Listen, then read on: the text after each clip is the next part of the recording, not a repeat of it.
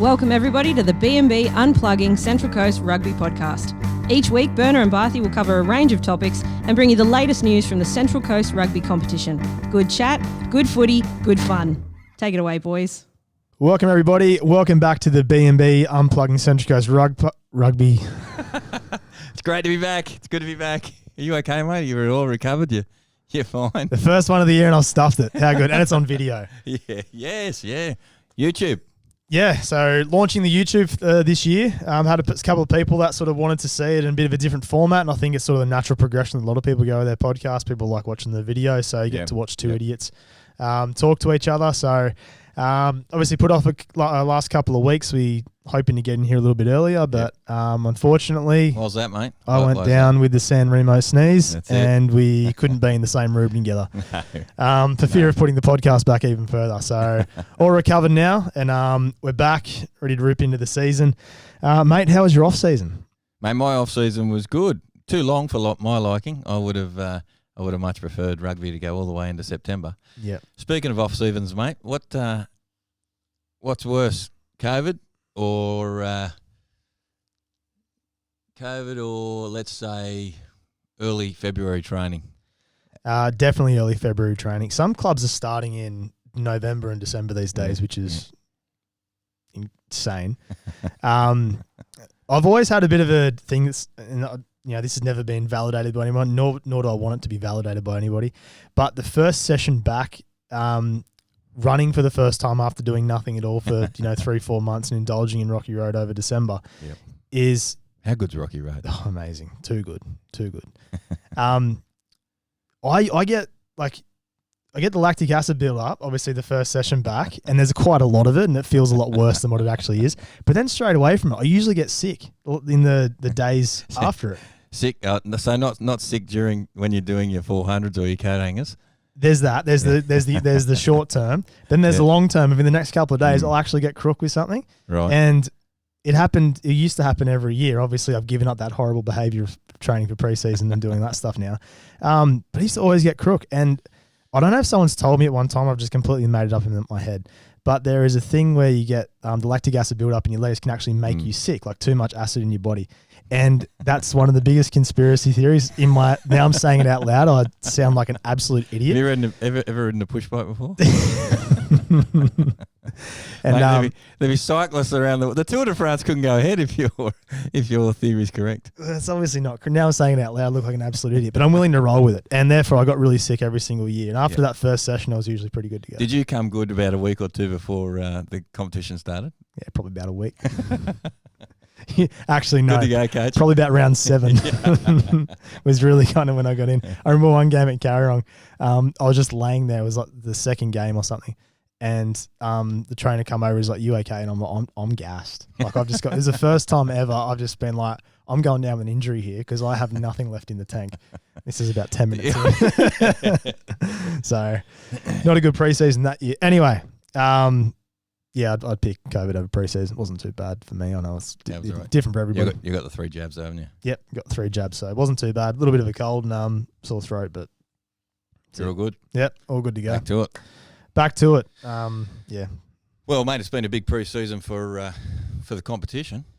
Yeah, well, it's a bit of a change this year. So we spoke last year about the 8 teams, and a bit of a shift in what's happening this year, and it looks pretty positive as well. We're worried a little bit about sort of teams entering and the numbers, etc. But from what we're hearing so far, things seem pretty positive. Yeah, I'm led to believe that Gossett have made that commitment to field the 2 sides, Premier 1 and Premier 2, which is exciting, and for the good of the competition, I hope that they can fulfil that with some quality and some depth. So good luck to the Red Devils. I think that's a good thing, but I really hope we don't get in the same situation we were last year, where they pulled out of the comp a week or 2 before it goes. Yeah.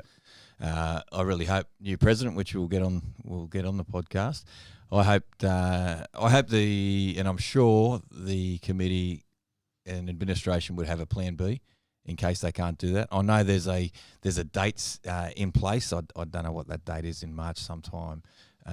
where they need to I guess prove or commit to that they're going to fulfil their commitments with players. So good luck to the Red Devils. It's I think I've said in the past they're a club that I used to love playing.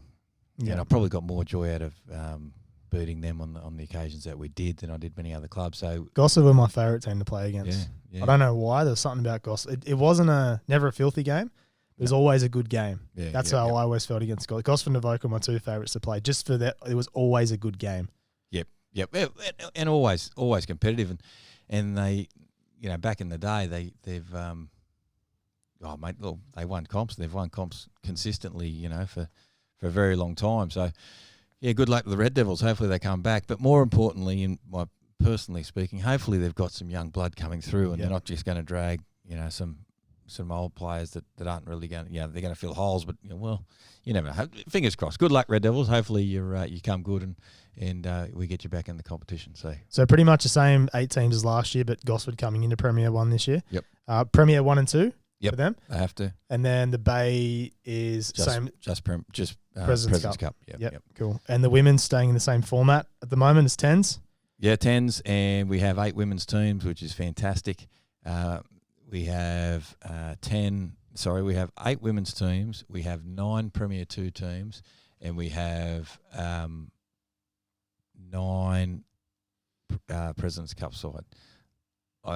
Maybe 8. Because I know Gossard haven't, and smartly Gossard haven't committed to a President's Cup. They've said bridge too far, which I think is a great decision by them. Yep. I'm just not sure if the Wildcats are fielding a third grade, and I'm not too sure. So President's Cup, I should say. So yeah, mate, it's a big season ahead. I'm looking forward to it, and fingers crossed with COVID and everything going on everything that's settled down with vaccinations and everyone sort of basically either had it or hopefully it's on the way down, that we can get a full season of rugby. And how good would that be? It's probably not. I know in saying this that we've been hit with 2 horrible seasons. Hit with 2 horrible seasons. But I think by the time the season rolls around, hopefully everything's slowed down a little bit more.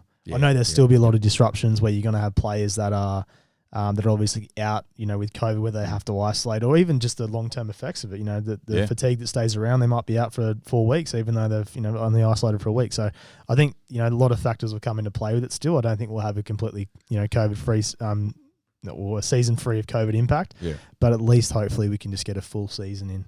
I think also too it'll test clubs' depth. Yep. So interesting times. It'll be interesting to see how we go. And it kicks off this weekend. It does. Sevens by the Sea, the mighty Lakes, the great competition. That's been outstanding for the competition in terms of getting everybody together to play that competition, even getting from people outside the Central Coast to actually be part of that comp, and it grows and grows every single year. Well, from memory, Scotty Moroney, the mayor of anything north of... The King of the North. Yeah, King of the North. Anything, what are we going to say, the Entrance Bridge? Yeah. From the Entrance Bridge to Newcastle, North, Scotty Moroney, the mayor of... It's his territory. Yeah. Scotty Moroney territory. Mate, he's let us know that it's the biggest one they've had so far, to date. That's so huge. they've had the most entries in, which is fantastic. Saw through the socials that the Lakes have... I can't remember where, but they've been away doing a few sevens, playing in a few sevens comp. So, Sevens by the Sea this Saturday coming, which is, I think, is the 19th of March. We will hopefully... Probably not March, maybe February. Don't go to the Lakes on the 19th of March. Go to the Lakes on the 19th of February. This Saturday We're around coming. 4 by that stage. This Saturday, the big day. Unfortunately, we can't be there. We were hoping to be there, but can't be there this year. But, great day. Women's rugby, men's rugby, and just great for the Central Coast and great for the Lakes. So well done, Lakes, on developing what is the only sevens comp, I think, north of Sydney. Yeah, and also with what that comp did, you think about last year, a couple of years ago, Gosford won it, and they went on to have a lot of success. Last year, Carrierong won it. Yeah. And when they did win it, we sort of sat here and be like, was it a strong competition? Like, thinking about the Carrierong 2 years ago, like, young team that went on to win it. And then what that did for Carrierong start of the year. Yeah. With all the momentum that they had to go into round 1 and then put in the showing they did against Terrigal and then continue that throughout the year. Yeah. So, it's a really important day for a lot of clubs, just in terms of just having a bit of fun and just getting together as well. I used to love sevens. It was good fun, good trip away. Yeah. I don't know. I guess you could make a trip away up to stand Budgie Boy somewhere. Of course you can. You can make a trip away anywhere. Really, Coast can't you? Hotel. So mate, I love playing sevens. I love going away and travelling away, and mate, great day. So, listeners, viewers, get out there and enjoy the Sevens by the Sea this Saturday, the 19th of February. So, Bernard, mate, as we get set for another exciting season of the podcast, The biggest year so far. yeah, yep, sponsors coming on board, which has been great. We've got a few, and I think we'll roll out and unveil the sponsors over the next few. Weekly unveil. Next few podcasts. But let's start it off with the man who's been here and the company who's been here from day one, Gussie and the team at Aaron Podiatry. They have committed once again invaluable financial contributions to us that allows us to put the podcast together and basically get the game out to the community. And we're extremely thankful for him and his business. Third year now, and as we've said all along, he's come on from the start. Just a really good rugby fella, really good rugby family, and all about the community. So thank you to Gus and the team at Aaron Podiatry. And as we bang on all the time, you got some feet issues, knee issues, ankle issues, whatever the case may be. Make sure you go in and support the business that's supporting us in the community. So thanks, Gus. This is the time of year to have those sorts of issues. So absolutely. We've got to get, now that we're doing YouTube, we've got to get you in and film an appointment with Gus. We'll do it later on the evening, and for sure we'll get that happening. Gus can also provide doctor's certificates to coaches for weeks of plantar fasciitis, those sorts of things, issues with feet where you don't have to do any sort of running, and he'll recommend ball work to the coach. So bunions, bunions. Gus can also do that. You would have had some bunions in your day. If I knew Gus was available, I'll tell you what, I'd be straight down there. Get some feet scraping, get your feet cleaned out. Yeah, he can do all that. Yeah. Gus and the team at Aaron Podiatry, massive, obviously, we say all the time, but, we don't make any money doing the podcast, so all the money that we get. Yeah, keep talking. I'm going to show this to the YouTube. Look, ready, people? I want to keep talking. If you're watching, there you go. What do you call those? Orthotics. That's the Gus and the team. That's a sole to Barthy's shoes, what most people would call it. It's great man. No knee troubles for me ever again. That actually improves your knee, does it? It does. And I banged on years ago, not that anyone remembers, but the fatigue I was getting in my legs when I was doing some training for Kokoda was ridiculous. And Gus preparing them for me, it was amazing the difference it made. It seriously was. So do you wear them in all your shoes? Yeah, it's ones I'm in a lot, wear all day. Yeah. Yep. I don't for running and that sort of stuff. I don't run for very long. But so the shoes I'm in, if I'm going to be in the shoes all day, I chuck them in there. Amazing, absolutely amazing. So there's proof. So thanks to Gus and the team at Aaron Podiatry that Barthy can walk without wincing in pain from his knee. So. And then we'll unveil some more sponsors, really exciting sponsors come on board this year, and we will unveil them over the next coming few weeks. And we'll also let you guys know, the listeners and now the viewers, of how you can get your hands on some of their products and how you can win through our weekly prize and that sort of stuff. So really exciting times. Got some businesses coming on board, more businesses coming on board for player awards and for listener and viewer participation awards, like getting involved even if you're not a player or supporter, whatever the case may be. So mate, some really exciting times. Got some really good businesses who have come on board this year, which is great. And the opportunity is still out there. If anyone else would like to come on and support the podcast and help us support the community in the game of rugby, then we'd love to hear from you through our socials. Get in contact with us. Even any ideas that you got in terms of how we can help the community with that money, or how you want to sort of distribute it, anything that, to sort of help out. So we got some pretty, the prize giveaways you obviously had last year. The Man of the Match awards are obviously hotly sought after. And ladies. Persons of the match, mate. Persons of the match, apologies. And even Larry Thompson wanted a couple of the BnB cores, but we had to tell him, sorry mate, they're only for the player of the match. So they are prestige, and we'll keep them as well. Let's just say watch this space. I think we've got some more prestige coming this year. Okay. I'm in some pretty rock solid negotiations and things are looking good. That'll do. I don't want to say too much more. Okay. Because we've got some Let really it linger. I've got some really exciting news. Something that I know you are very proud of, and I am ridiculously proud of. But the podcast has got some really exciting news and some great news for the community. coming forward, we'll unveil that in a few weeks' time. We've got Matt Wilmot on the phone for us, who from the Warnervale, my Wildcats, Burner, not yours, my Wildcats. Mate, when we talk about community involvement and just being an integral part of the community and society, mate, the Wildcats and what they've been doing with the charity fundraising for the poor people of Tonga and the difficulties they went through with the tsunami and the earthquake. Matt and the Warnervale Wildcats have done an outstanding drive for clothes, all sorts of things. Actually, I'll shut up. Matt. I think give it to Matt. Yeah. I'm going to hand it over to Matt. Matt, welcome to the podcast, mate. Do you want to just fill in the gaps of Barthy's story there? What have you been doing? Well, first of all, thanks for having me on. The community's really stepped up. So basically, Warnervale has a massive Tongan community as part of our club, and they've done so much good things for us over the years. So we really wanted to help out and give back after the most recent disaster, the earthquake and the tsunami. So we've organised a container of goods to head over to Tonga. So we've collected clothes, furniture, building materials, because a lot of homes and things have been damaged as well. So it gives them an opportunity to rebuild. We've got some old tools, packaged food, a lot of water. So yeah, basically we're sending the whole lot over to Tonga, hopefully in the next couple of weeks, get it to them as soon as possible, so we can just help out those the villages and the families that are connected to our team and our crew over here. So what's that been like? What's the fundraising effort been like? Who's got involved? Talk us through the operation.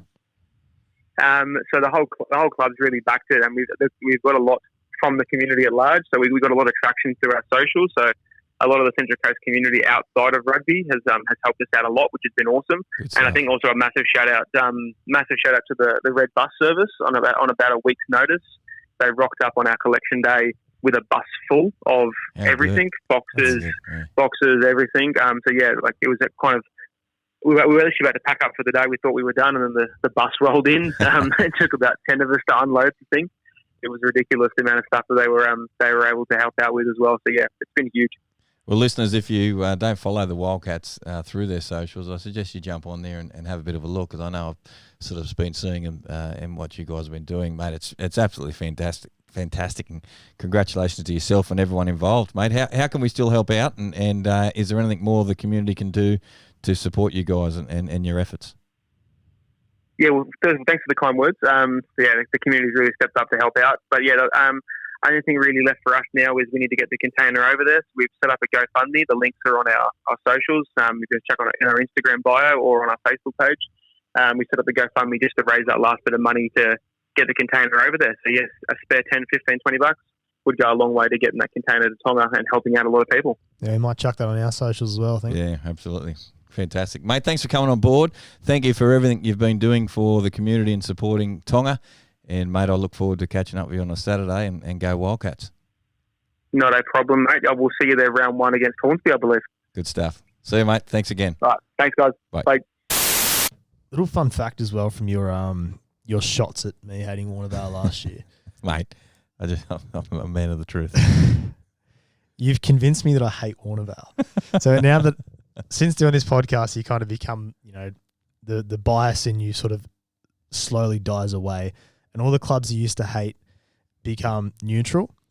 Mate, and you telling me that I hate Warnervale all the time because I love Warnervale, and now I don't. And there's no reason behind it other than you planting the idea in my head of Burner hates Warnervale, Burner hates Warnervale. So now when I think about Warnervale, I'm like, Warnervale. I hate Warnervale. And it makes no sense. How can you hate the Wildcats? I love the Wildcats. Because of you. I have no idea. Beautiful people. Great people, great club. Doing great things. But hopefully Matt doing this. Haters are going to hate, aren't they? Matt doing this and the Wildcats doing this is hopefully changing my subconscious opinion of what sort of people the Wildcats are. Mate, the Wildcat people are outstanding people. The communities are the rugby community is an outstanding community of kind and generous and heartfelt people.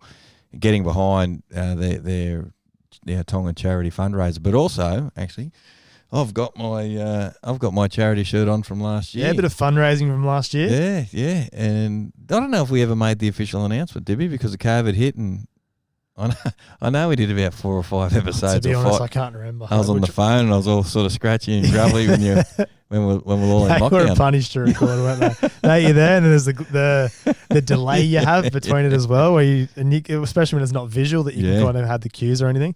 No, but if we didn't, so last year we obviously got Scott Hanley, Rehana Mopo, and Jared Grange on board. And basically photos of them holding their arms in the air to the referee, and they became the 3 great fishermen of the Central Coast, and we sold shirts with their permission for them to be on it, and raised over $1,000. So how good's that? Congratulations to everybody involved. Yep. Everyone who ordered a t-shirt, and got involved and spent money. I know a lot of people gave more money than they needed to, but over $1,000 in a pretty short turnaround of a bit of fun, and I know they went to 3 fantastic causes. Yeah, Are You OK, Stillbirth Foundation, and Leukemia Foundation. They were nominated by those 3 great fishermen as well, and 3 great causes. So congratulations to the individuals involved. Congratulations to you, the rugby community, in getting behind a great sort of idea and sponsorship in raising funds for much needed charity.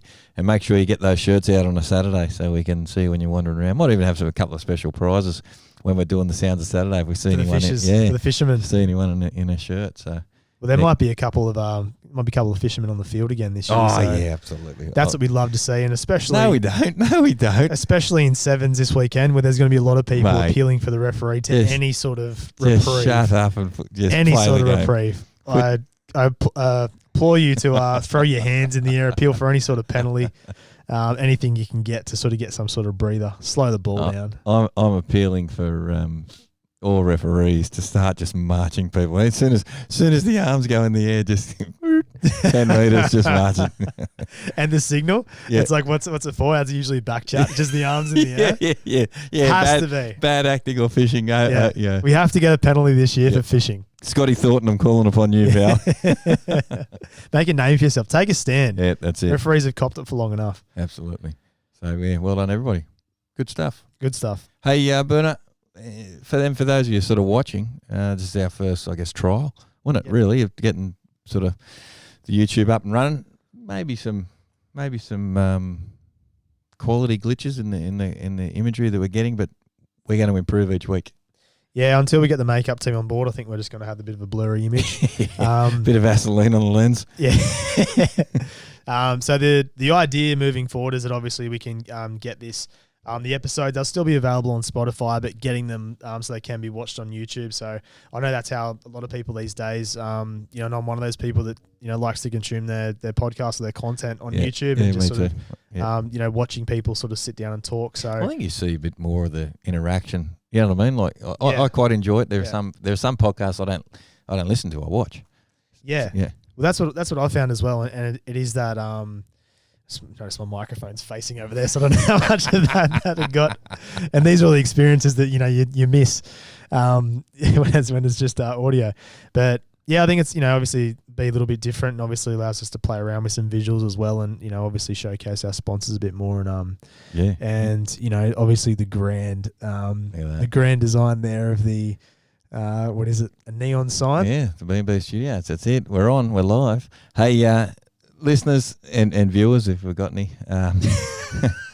mate, to be a fly on the wall when we've been getting this thing up and running, Burner's into me, you freaking useless you silly old prick, let me do it, your technology, you don't know what you're doing. And it's been nothing but a debacle non-stop. Different leads, the bloody lead's not working, he's saying. I'll go buy a lead, and then something comes up with one of us, and then eventually the straw that broke the camel's back was COVID, and we're like, well, that wipes us out completely. So eventually it's here anyway. So we'll see how it goes. We'll see what the quality is like when we sort of put it all up, but I'm sure everyone's going to tell us, and we'll improve it week by week. I'll tell you what I'm going to do. The first listener viewer to either take a screenshot on their phone or on the TV or whatever of them watching it on YouTube, we'll give them the first of the 2022 merchandise pack. I like that. Yep. So first to come through, send it of this episode. We'll get you a pack. We'll get your pack out in the mail. Yeah, selfie or something? Still thanks to Mungo, the mailman, because we didn't use all his post. We got carryover funds. I hope you fit him up for 2022 money anyway. Yeah, Mungo, we need some more for 2022. We've still got some carryover funds from last year. So, first person selfie, whatever. Send it to the podcast, and we'll get you out a 2022 prize pack. Perfect. Well, that wraps us up. Yep. For week 1. So thank you very much for tuning in. And we'll see you guys next week. Looking forward to it. We're back into it. Next week, we'll profile a couple of clubs. We'll do a bit of a ring around. I might even try and get myself down to some training. What about yourself? Yep, we can do that. I might go to Warner Valley if I feel, They won't, mate. They won't have you. if my opinion changes. Yeah. We'll get out to some clubs and we'll start getting ourselves around. What do we got? Maybe about 6 weeks. 6 weeks till kickoff. Yeah, mate, I'm not trusting you with dates at all after you think we're in March. You're hopeless. True. See you later. See ya.